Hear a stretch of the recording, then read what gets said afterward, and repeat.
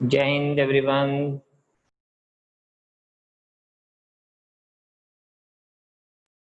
तो हम लोगों ने अभी तक यही देखा कि जब भी हम लोग एक फंक्शन लेते हैं तो हमें एक इनपुट डालना पड़ता है और उस इनपुट को हम लोग कहते हैं डोमेन। तो domain is always the input and fx is that processor. ये fx जो है ये प्रोसेसिंग हो रही है, ये प्रोसेसर है और इसमें से प्रोसेसिंग होकर हमें ये रेंज यानी आउटपुट मिल रही है। तो range I am always consider the range as output, right. अब बेसिकली जब हम बात करते हैं यहाँ पे तो हम लोग रेंज निकालने का हम एक मेथड है जिसको हम लोग हमेशा फॉलो करते हैं। एक्चुअली रेंज है क्या? हम लोग रेंज वो वैल्यूज होती हैं जो fx के हेल्प से डोमेन के एलिमेंट्स के साथ एसोसिएटेड होती हैं। रेंज वो वैल्यूज होती हैं जो fx की वजह से डोमेन की एलिमेंट्स के साथ एसोसिएटेड होती हैं, राइट। तो हम लोग क्या करते हैं, हम लोग यहाँ पे कुछ स्टेप्स हैं तो हम उन स्टेप्स को फॉलो करेंगे। Steps for finding range. हम क्या फाइंड करते हैं? रेंज फाइंड आउट करने के लिए सबसे पहला स्टेप हम लोग जो लेते हैं वो लेते हैं fx को हम लोग y के साथ इक्वेट कर देते हैं, ठीक। Step 2, find x in terms of y। x को हम in terms of y find out करते हैं। Step 3, we check for what value of y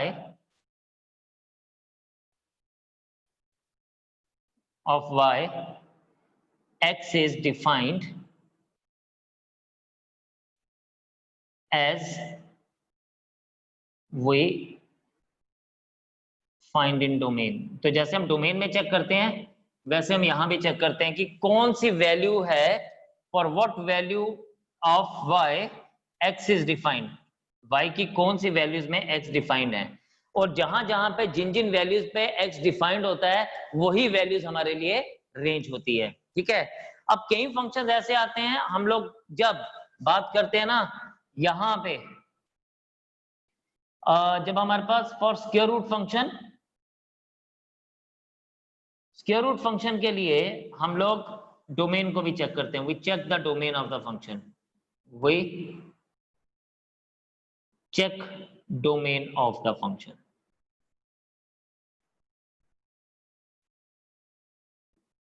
आगे बढ़ने से पहले एक क्वेश्चन आप सबसे, आप मुझे ये बताइए, अगर x square is equals to 25 हो तो x की वैल्यू क्या होगी?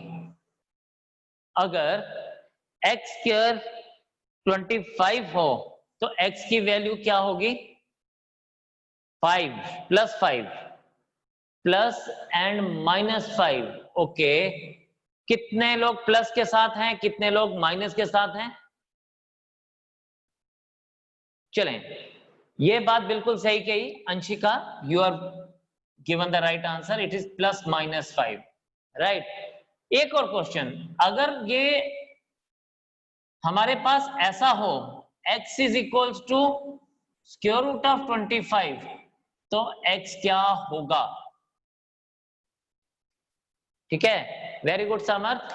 अगर x हमारे पास रूट ऑफ 25 है तो x क्या होगा? चलें ये बताइए फटाफट से। x होगा प्लस माइनस 5, ओके। सुशवी x होगा प्लस 5, सारांश प्लस 5, ओके। Anybody else? शाबाश, जल्दी से जल्दी बोलिए। अगर root x is equals to root of 25 है तो व्हाट इज x? x की वैल्यू क्या बनेगी जी? x की वैल्यू बनेगी पार्थ प्लस 5, ओके। तो यहां पे आपको एक चीज ध्यान देनी है कि यहां पर x विल बी ओनली 5। आपने लाइफ में एक बात हमेशा याद रखनी है, जिंदगी में ये बात भूलनी नहीं है कि जब भी हम लोग इवन रूट लेंगे उसकी वैल्यू हमेशा, इवन रूट लेंगे तो उसकी वैल्यू हमेशा पॉजिटिव ही रहेगी, ठीक है।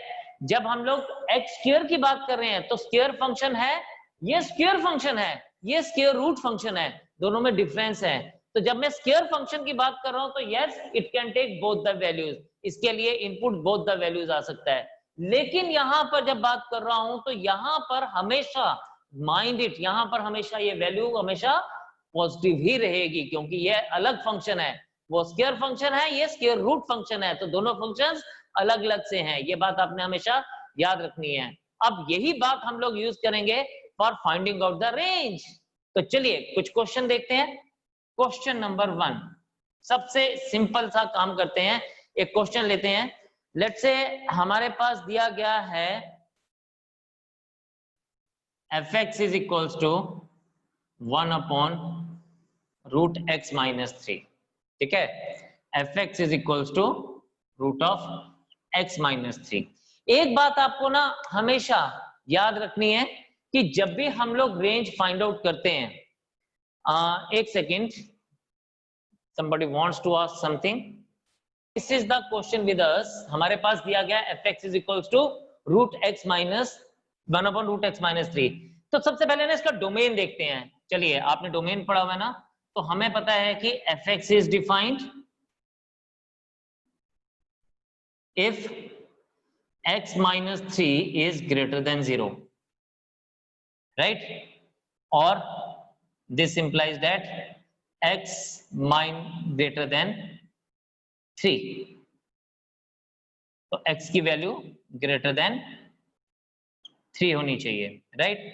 तो therefore हम क्या सकते हैं, क्या कह सकते हैं हम बच्चे, कह सकते हैं कि x का डोमेन जो है वो क्या है, वो 3 से लेके इंफिनिटी तक है, राइट? नाउ फॉर रेंज, अब रेंज के लिए जो मैंने 4 स्टेप्स आपको लिखाए हैं, आपको वो ध्यान देना है। मैंने आपको लिखा था ना, जब भी स्क्वायर रूट वाला फंक्शन होगा तो हम लोग चेक करते हैं कि डोमेन ऑफ द फंक्शन क्या है, हमें डोमेन ऑफ द फंक्शन को ध्यान देना ही पड़ता है उस केस में, राइट?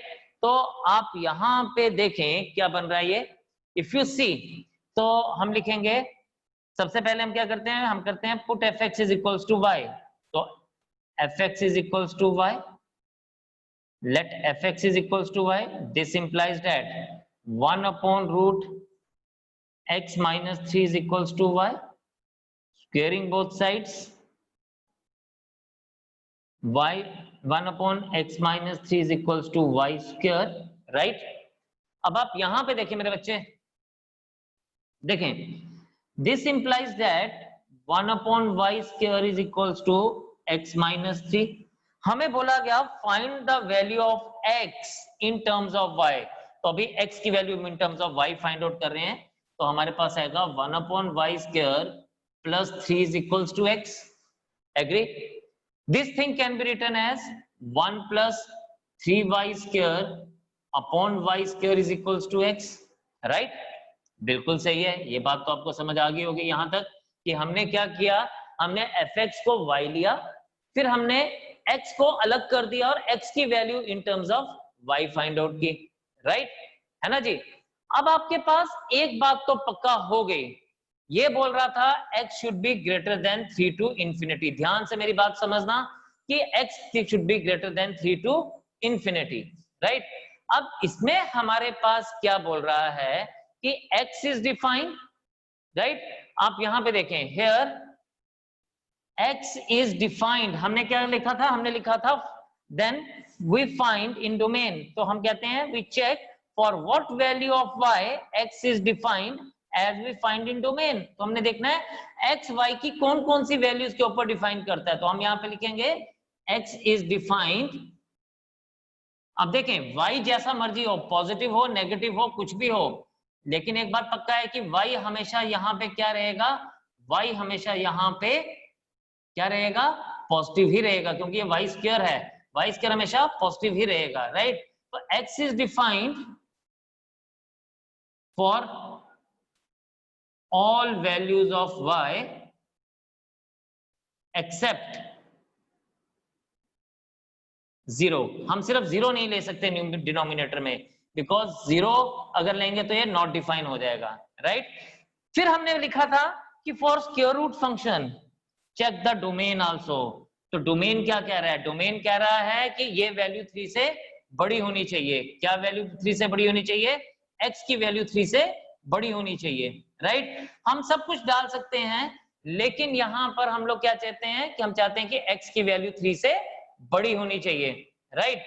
तो x की वैल्यू 3 से बड़ी तभी होगी अगर हमारे पास, ध्यान से सुनिएगा, अगर हमारे पास क्या होगा, अगर हमारे पास ये वैल्यू एक्सेप्ट 0 को अगर हम ले लें तो therefore range of the function is 0 to infinity. तो नेगेटिव वैल्यूज तो हमने लेनी ही नहीं है बिकॉज ये रूट की वैल्यू है, तो इसलिए हमारे पास यहाँ पे ये सारी की सारी वैल्यूज जो हैं वो पॉजिटिव लिए जाएंगी, तो इसलिए range of the function will be 0 to infinity. तो जल्दी से इसको करेंगे नोट, फिर फर्दर करता हूं आगे बात आपसे।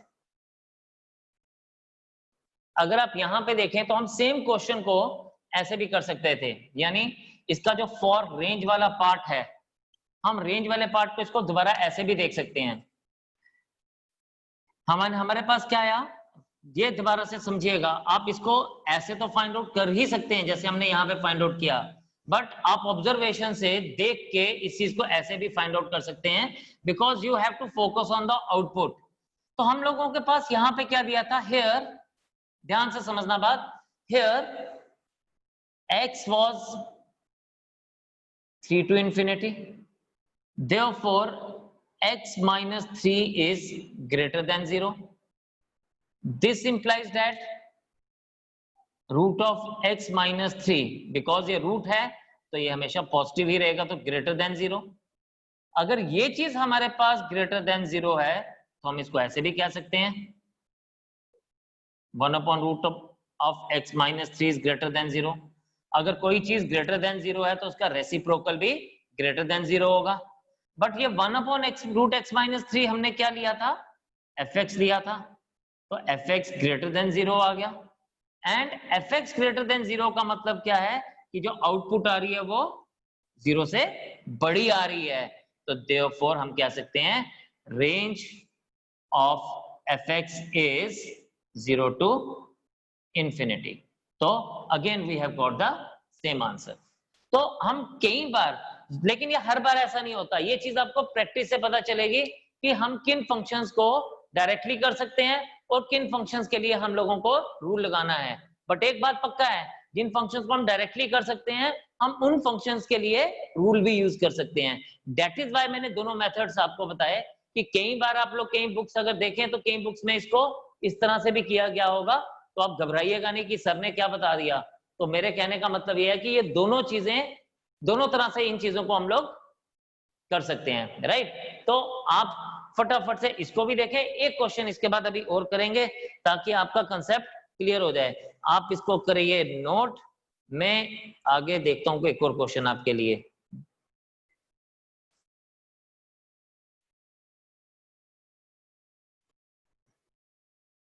चलिए देखिए यहां पे सबसे पहले डोमेन देखते हैं।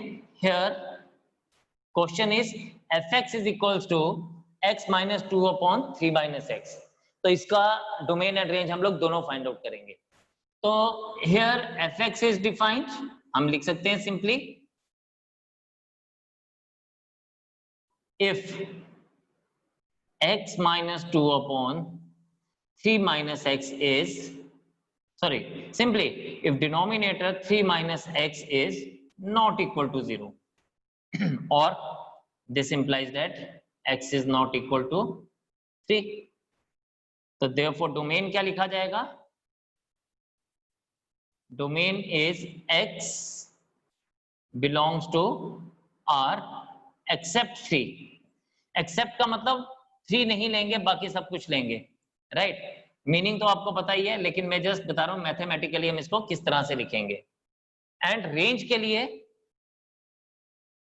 वही 4 स्टेप्स, रादर अब रूट नहीं है तो हमारे 3 ही स्टेप्स यूज होंगे। सबसे पहले let fx is equals to y, fx हमारे पास था x minus 2 upon 3 minus x equals to y, तो हमने सपोज किया। Then we have to find x in terms of y। चलिए x minus 2 is equals to y into 3 minus x minus 2 is equals to 3y minus xy, and x plus xy is equals to 3y plus 2. x common लीजिए, 1 plus y is equals to 3y plus 2, and we get x is equals to 3y plus 2 upon 1 plus y, right? है ना? अब यहां पे if you see, तो अगर 1 plus Y है denominator में, तो मैं y की वैल्यू -1 नहीं ले सकता, बाकी कुछ भी ले लूं, क्योंकि अगर y की वैल्यू -1 लेता हूं बेटा, तो ये 1 - 1 0 हो जाएगा, और डिनोमिनेटर में 0 तो हमें कबूल ही नहीं है ना, हम ले ही नहीं सकते, तो इसलिए हम लोग यहाँ पे इसको 0 नहीं लेंगे, बाकी कुछ भी लेंगे, तो मतलब y can be anything accept 0। तो हम लोग यहाँ पे फिर क्या लिखेंगे, we see